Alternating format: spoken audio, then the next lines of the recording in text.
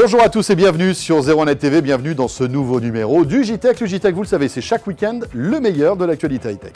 Et cette semaine, direction la Paris Games Week, le rendez-vous parisien annuel consacré aux jeux vidéo, avec une tendance lourde cette année, la réalité virtuelle. Et puis on découvrira une montre connectée qui a du répondant. Il s'agit de la nouvelle montre Samsung, la Gear S2. On vous la présente dans un instant. À mi-chemin entre la Box TV et la console de jeu, Pepe Garcia nous fait découvrir la Nvidia Shield. Le JTech, c'est le best-of des vidéos de la semaine sur 01net TV. Soyez les bienvenus.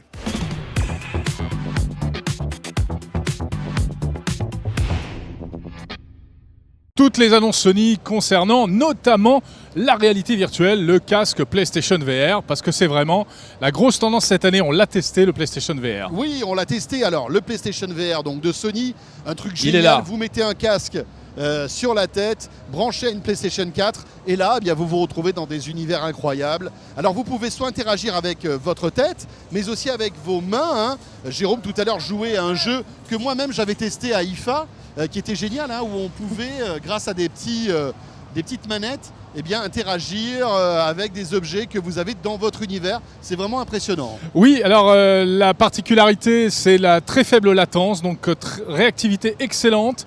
2 écrans Full HD, 2 écrans OLED, un sur chaque œil, et puis une détection grâce à des capteurs dans le casque, gyroscope, accéléromètre, mais également grâce à la caméra de la PlayStation qui va détecter vos mouvements de tête.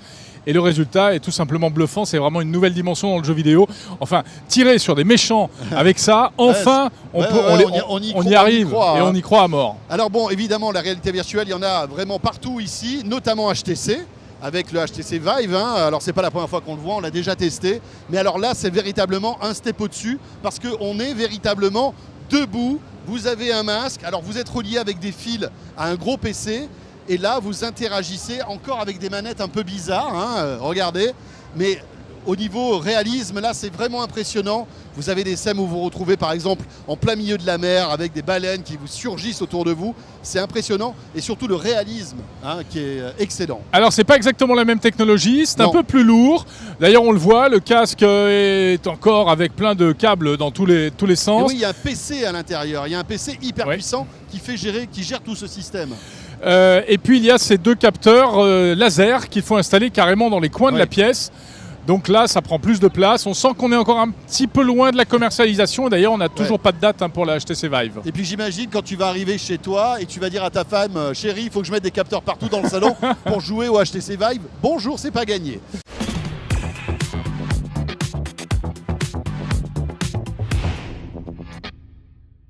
La montre connectée va faire un carton pour ces fêtes de fin d'année, ça c'est sûr. Attention, une nouvelle venue. Il s'agit de la nouvelle Samsung, la Gear S2, qui est bien partie pour être l'une des meilleures montres connectées du moment. Pourquoi? Déjà, de par son design, regardez-la. Elle est compacte avec un vrai écran rond, plutôt fine, bien finie, et enfin une jolie montre que l'on peut porter sans en avoir honte. C'est vrai que parfois, on avait l'impression d'avoir de grosses calculatrices au poignet et on l'a cachée. Là, franchement, elle est plutôt classe. Alors qu'est-ce qu'elle fait cette Gear S2? Bien tout ce qu'on attend d'une montre connectée, à savoir les notifications, bien sûr, les SMS, les mails, les réseaux sociaux. Vous pouvez aussi afficher la météo. On peut mesurer son activité physique. À noter qu'il y a un cardio-fréquence-mètre, regardez-le, il est juste là derrière le boîtier. 4 Go de mémoire à l'intérieur, alors ils servent à quoi ces 4 Go? Eh bien tout simplement installer toutes les applis que vous téléchargerez depuis votre smartphone avec le store dédié pour la Gear S2.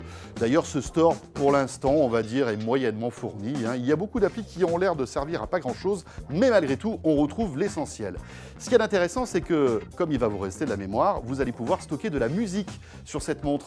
Directement stocker la musique pour l'écouter lorsque vous faites du sport sans avoir un smartphone via un casque Bluetooth, un petit peu comme l'Apple Watch, et ça c'est bien pratique. Tenez, petit exemple d'application bien intégrée sur cette Gear S2, c'est Yelp.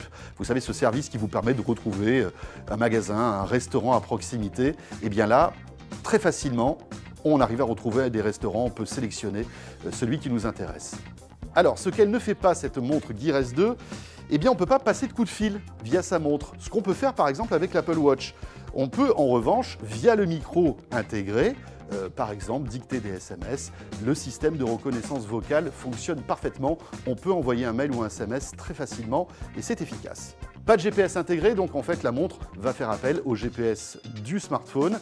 En revanche, elle intègre une puce NFC. On peut imaginer qu'on pourra payer avec cette montre directement et elle est Wi-Fi, bien entendu.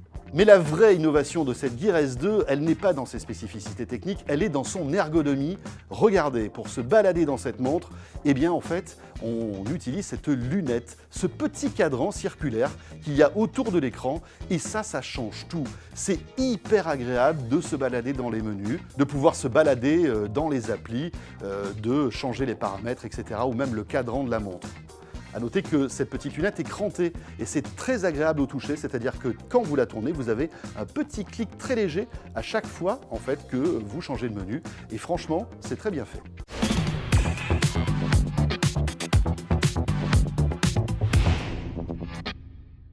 Bon, c'est bien joli tout ça, mais place à la pratique avec le produit en vrai. Alors, c'est quoi?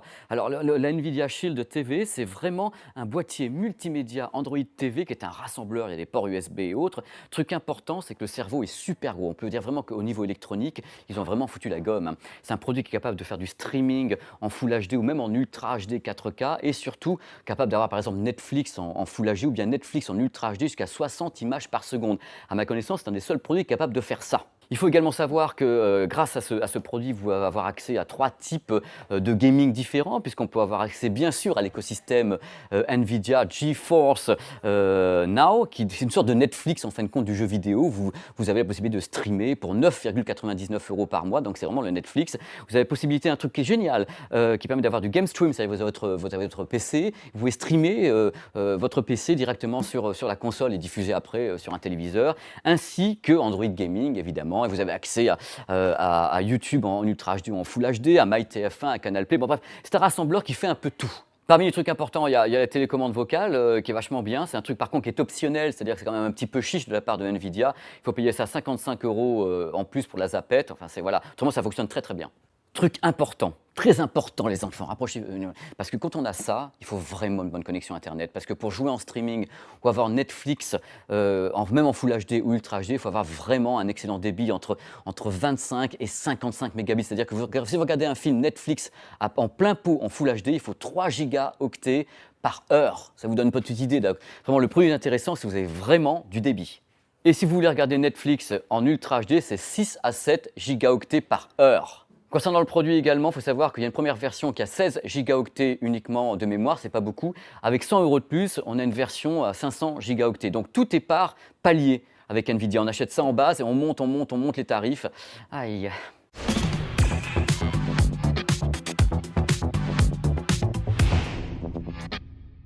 Nous venons de tester un smartphone qu'on peut avoir actuellement entre 160 et 180 €, un prix très intéressant pour un 5,5 pouces de marque Xiaomi, une marque qu'on a choisi de prononcer à la française. C'est le Xiaomi Redmi Note 2. Alors ce modèle précis a une particularité exceptionnelle chez Xiaomi, il a une coque amovible avec la présence de 2 lecteurs pour carte SIM, mais surtout d'un lecteur de carte mémoire, ce qui est quasiment du jamais vu pour Xiaomi. La batterie est amovible aussi en cas de besoin et l'ensemble du smartphone se retrouve dans un boîtier plutôt correct, en plastique certes, mais un plastique de bonne qualité. L'ensemble est assez fin, léger, c'est plutôt agréable en main, même si le design reste assez basique. Alors la bonne nouvelle du Redmi Note 2, c'est que c'est l'un des smartphones Xiaomi les plus réactifs qu'on ait testé actuellement. Alors il a un processeur qui est milieu de gamme Helio X10 de Mediatek, un 8 cœurs Cortex A53, mais qui est très généreux avec ses ressources. Donc du coup, le système MIUI 7 du smartphone est extrêmement réactif, ça répond au quart de tour en toutes circonstances, surtout que l'appareil possède 2 Go de mémoire vive et du coup le multitâche est assez rapide, c'est très agréable à utiliser au quotidien. Alors pour les jeux vidéo c'est un peu plus moyen, on pourra effectivement jouer à des jeux en 3D, mais il ne faudra pas non plus pousser dans les jeux très perfectionnés parce que le circuit graphique intégré du processeur s'essouffle vite face à la définition Full HD de la dalle. La dalle d'ailleurs qui est plutôt d'une bonne qualité, alors la luminosité est tout à fait classique, environ 460 candela par mètre carré, pareil pour le taux de contraste qui est autour de 1000 pour 1. Rien de vraiment très spécial, en espèce de couleur tout à fait classique. C'est une dalle IPS de bonne qualité, mais qui n'a rien d'extraordinaire. Côté photo, les performances du smartphone sont très acceptables pour son prix, mais il ne faudra pas s'attendre à des miracles, notamment en vidéo, il est limité en 720p et le capteur en façade est limité à 16 images secondes, donc on ne pourra pas vraiment avoir de la visioconférence vraiment fluide. C'est un peu dommage et un peu limité pour l'instant, alors que le processeur pourrait faire bien mieux. Alors si le smartphone est plutôt très réactif et très performant, le problème c'est que son autonomie est assez catastrophique. On a de très mauvais scores d'autonomie, moins de 5 heures dans notre nouveau test polyvalent et surtout moins de 13 heures en communication vocale, ce qui est un mauvais score. Donc ce smartphone en pratique va durer difficilement toute une journée lorsqu'on l'utilise régulièrement. C'est un peu dommage, en espérant que Xiaomi puisse améliorer cette autonomie, certainement au détriment des performances de l'appareil, dans les prochaines mises à jour de son système MIUI.